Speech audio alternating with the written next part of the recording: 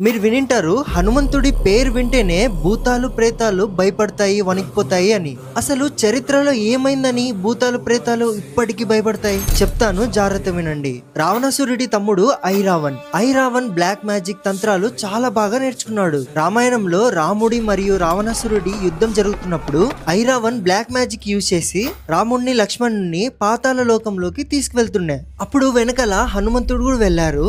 ఐరావణ్ణి హనుమంతుడు ఎంత కొడుతున్నా ఇక్కడ చనిపోతున్నాడు, మళ్ళీ అక్కడ బతుకుతున్నాడు. హనుమంతుడికి అర్థమైతుంది ఇదేదో బ్లాక్ మ్యాజిక్ జరుగుతుంది నాతో అని. అప్పుడు తెలుసుకుంటాడు హనుమంతుడు 5 దిక్కుల్లో ఉన్న దీపాలు ఒకేసారి ఆర్పితే ఐరావణ్ణి చంపచ్చు అని. కానీ 5 దిక్కుల్లో ఉన్న 5 దీపాలు ఒకేసారి ఎలా ఆర్పాలి? అప్పుడే హనుమంతుడు రౌద్ర రూపాన్ని ధరిస్తారు, పంచముఖి హనుమాన్. ఆ రూపంతో 5 దిక్కుల్లో ఉన్న 5 దీపాలని ఒకేసారి ఆర్పి ఐరావణ్ణి చంపుతారు.